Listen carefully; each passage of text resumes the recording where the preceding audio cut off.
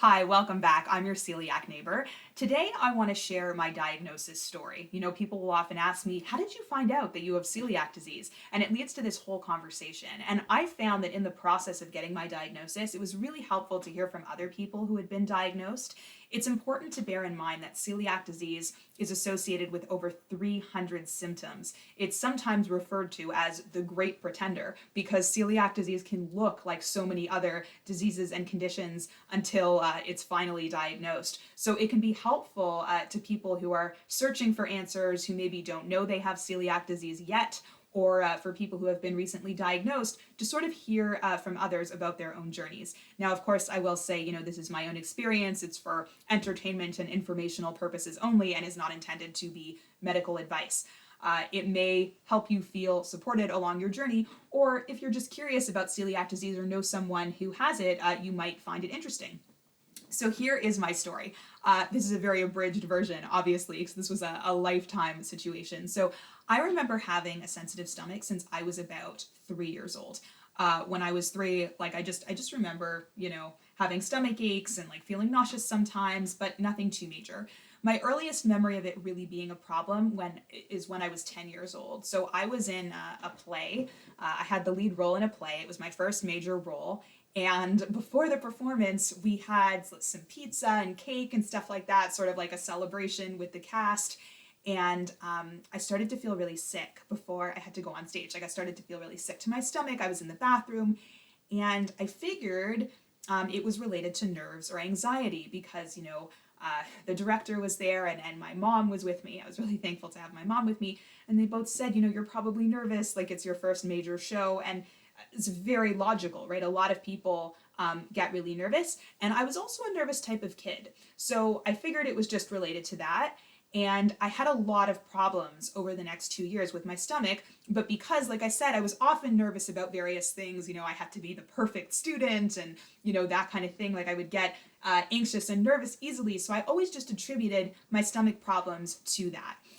But as the problems, seemed to progress over the next 2 years, and I just seemed to be affected by stomach upset and nausea constantly, my parents were concerned, my doctor was concerned, so I went for a bunch of tests, including lactose intolerance, really all kinds of things. Apparently, I was tested for celiac using the blood tests that were available at the time. I tested negative, so this would have been, I was about 12 years old at the time. I was finally diagnosed at 31, so there was a pretty major gap of a couple of decades in there, right? So I did test negative at the time. It's important to realize that if somebody does test negative on a blood test for celiac disease, it's still possible that they have it. Often the sort of gold standard, the way to determine if someone truly has celiac disease is with an upper endoscopy. Basically, a flexible tube is inserted into the patient's mouth with a camera on it that can see the patient's upper gastrointestinal tract, so the esophagus, the stomach, part of the small intestine. I didn't have that test at the time when I was finally diagnosed in my early 30s. I had a positive blood test, but I also had that endoscopy to confirm it. So, at the time that I did all these tests at 12 and they didn't seem to find anything, it seemed logical at the time that probably, again, it was something related to nerves or stress. And I was basically told that I probably had IBS, irritable bowel syndrome. It's a common disorder that affects the large intestine. Signs and symptoms include cramping, abdominal pain, bloating, gas, upset stomach, diarrhea, constipation, or both. So IBS is a chronic condition. It's a common condition. There isn't much clarity on what causes it. And there are some treatments available now, to my knowledge, certain diets, for example, a low FODMAP, you can look that up. But at the time, I was basically told, you have a sensitive stomach, you probably have this condition called IBS, be careful about what you eat, avoid spicy food, that kind of thing. Try to manage your stress. So in middle school, I don't remember having too many problems, but by grade 10, oh man, there was a time period of about 2 years where I would get sick pretty often, every 3 weeks, with various degrees of stomach issues, having to be in the bathroom a lot. I remember a particularly embarrassing story in grade 9. If any of my high school friends are watching this, hi, shout out. Maybe you remember this, maybe you were there.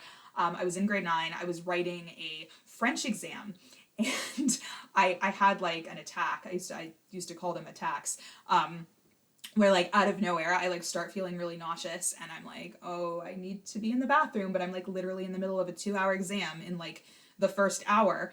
So what I did was, you had to, if you had to go to the bathroom, you had to raise your hand and like tell the teacher. So I told the teacher, and then she had to get like someone else to watch the class so she could come with me to the bathroom to make sure I didn't cheat. So like picture how embarrassing this is. The teacher had to come into the bathroom with me. So I'm like sitting there like in the bathroom with like my teacher in there with me. And then here's where it gets worse. So I went, and then I had to go like 3 more times during the exam. So like by the 3rd time, she didn't, come in with me anymore, because she realized I really was sick and wasn't faking. Because like how embarrassing would that be to like keep raising your hand?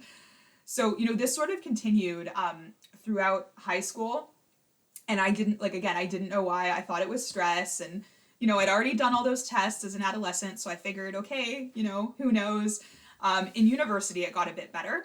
I didn't notice it as much. I had a couple of episodes, but again, I just, at that point in my life, I thought to myself, okay, I have a sensitive stomach. Everyone's got, their weak spot. This is my weak spot. So university was okay. A couple of years later, I went abroad. I did a study program abroad, and it got really bad again. Like I was sick all the time, like constantly missing class because I had like, a stomach bug or whatever. I just kept saying that's what it was. I guess I get a lot of stomach bugs. I'm in a new environment. And a friend of mine who was in the program with me and who had experience as a nurse, she's a trained nurse. She told me, like, Danielle, it's not normal to be sick this much. This isn't normal. Like, you got to get it checked out. And I was so used to like making excuses and just figuring, oh, I have a weak stomach, I'm in a new place, different food, a lot of life changes. Like I was so used to making excuses that even though this friend, who is clearly like a trained medical professional, told me this, I kind of shrugged it off, to be honest. And, looking back, I really should have taken it more seriously. But I guess I really just felt it was something I could control, that it was like a lifestyle management issue, that I was just too stressed or something. So during this study program, I actually met my husband. And during the time we were planning for our wedding, my stomach was okay. I only had like 1 or 2 flare-ups, but I did start to notice that I was losing a lot of hair. Okay, it was weird. Like my hair was really thinning. And, I was in my mid-20s, so it's not unheard of to like lose hair at that time, but often it triggers, it suggests that maybe you have a nutrient deficiency or something like that.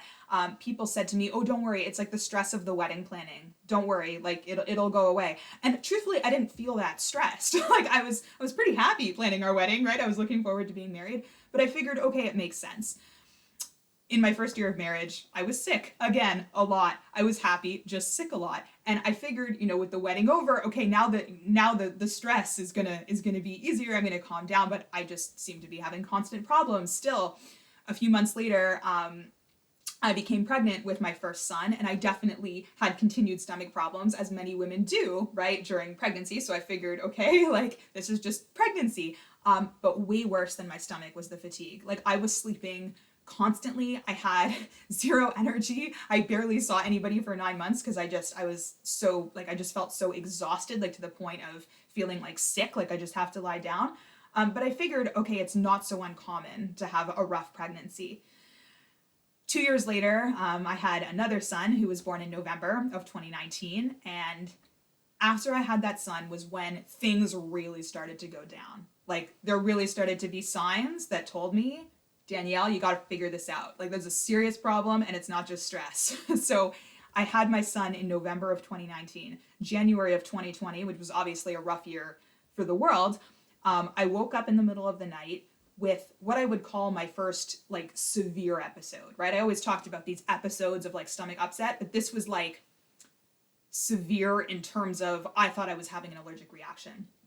So I wake up in my bed, it's about 5 a.m. and the first thing I noticed was my hands were tingling. My hands were tingling really badly. And I looked down at my fingers and they were swollen, like swelling really rapidly. Now, there was a virus going around my house at that time. And so I figured maybe this is some manifestation of the virus, right? Then I start breaking out in a rash all over my body. Then my face starts swelling, my eyes start swelling, my lips, my tongue. I start getting really sick to my stomach really fast. I was lying on the floor of the bathroom in like so much pain. Now, if you are familiar with severe allergies, anaphylaxis, right? This actually sounds like a severe allergy attack. Now, given that I do have severe allergies already to fish, I thought perhaps I had developed another allergy, and that's what was causing like all of these crazy symptoms. Now, I went to my doctor who referred me to an allergist. I went to the allergist who tested me for everything. They could not find a thing wrong. So I was actually about to be diagnosed with what's called idiopathic anaphylaxis, which is basically an like severe allergic reaction without a known cause. My husband was not convinced. He said, I think it's something you're eating. And he was right. So there are a lot of celiac websites available.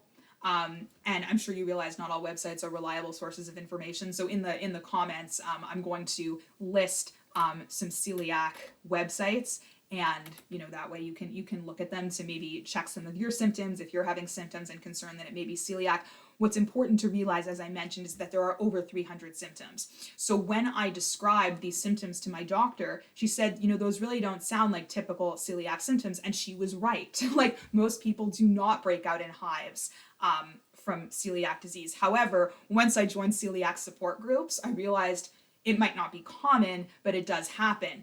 Facial swelling might not be common, but it does happen, right? The most common celiac symptoms tend to be things like fatigue and stomach issues. You can see on the websites I mentioned what the most common symptoms are. So obviously stomach stuff is right up there, right? Like stomach issues, stomach pain, nausea, that sort of thing.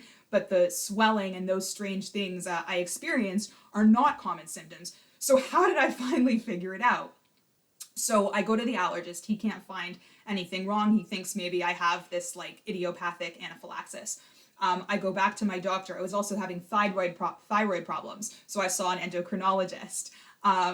And I actually had gestational diabetes, which is a type of diabetes that occurs specifically during pregnancy. So I thought maybe this is some like weird manifestation of diabetes. Maybe I'm diabetic. So I'm bouncing around to all of these doctors and no one can find anything wrong. So finally, what do? I go on the internet, okay? I don't recommend this as a way to diagnose yourself, but you know what? For me, thank God, it was a great starting point. So what I did was I joined an allergy support group that had over 35,000 people in it on Facebook, an allergy support group. And I said, listen, I know, I'm not looking for medical advice. I know we can't give each other medical advice on the internet, but here are my symptoms. I cannot figure out what I'm allergic to, if it's an allergy. Has anyone experienced anything like this? And I got about 50 responses. It was amazing, the support that I received. And one of the women said, I have celiac disease. That sounds like me. Have you been tested for that? And I realized I hadn't. So I went back to my doctor and I said, listen, do me a favor, because we were doing all kinds of blood work trying to figure out what was wrong. I said, add celiac, add the blood test for celiac. It's a panel. It's called the celiac panel. Add the celiac blood test panel and let's see. So we added the panel. I really did not think anything was going to come of it.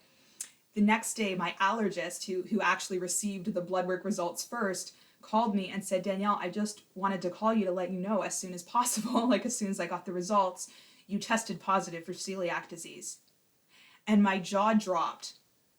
And then I started to think about it. I started to think about my life and all of the stomach problems, and I started researching, and I realized that so many of my symptoms and so many of my issues had to do with celiac disease. So some of the other symptoms I didn't discuss, like I know I already discussed the stomach issues, the just like episodic having to be in the bathroom, like sick very regularly. I discussed the hives, the facial swelling lips, tongue, hands, that sort of thing. Some things that I also realized only once I started researching the symptoms had to do with celiac were I had balance issues, like I had problems with coordination. And after I had my children, I chalked that up to exhaustion. But I realized looking back, it really wasn't normal. Like I was literally walking into walls, like misjudging where things were. And I always blamed, myself being like, oh, I'm just, I'm not very coordinated or I'm very tired. But I realized it was totally due to that. A lot of brain fog, that kind of thing. The hair loss that I mentioned that happened before my wedding, I think was related to, being depleted of nutrients because my body wasn't absorbing nutrients properly due to the undiagnosed celiac. So all of these pieces started to come together. And some people, when they get the diagnosis, it can be very upsetting, thinking, oh, I have to go on a gluten-free diet now. I was absolutely thrilled. I was so happy to have an answer, because I said to myself, thank God, now I know what to do. Now I have a plan. Now I have a plan for what to do. And it was definitely a journey from there, figuring out the right foods, figuring out how to treat, my body and get better, because I had, a lot that was wrong at that point that I needed to treat and work on. But having the diagnosis was really the first step. So I was so happy to have it. So I think, as I mentioned, the first thing that was done was a blood test, the celiac blood panel, followed by an upper endoscopy to confirm that I did in fact have celiac disease. So you can find out more at the websites that I've listed in the description below. So that's my story. That's my diagnosis story. If you have celiac disease and want to share any of your unique symptoms or how you found out about your diagnosis, please share in the comments below. I hope this video has been helpful. I hope that if you do have celiac, that this was interesting, that you felt supported, and if you don't, that you found this interesting, informative, maybe it could help you or someone you care about in some way. So please feel free to share, and I will see you in the next video. I'm your celiac neighbor.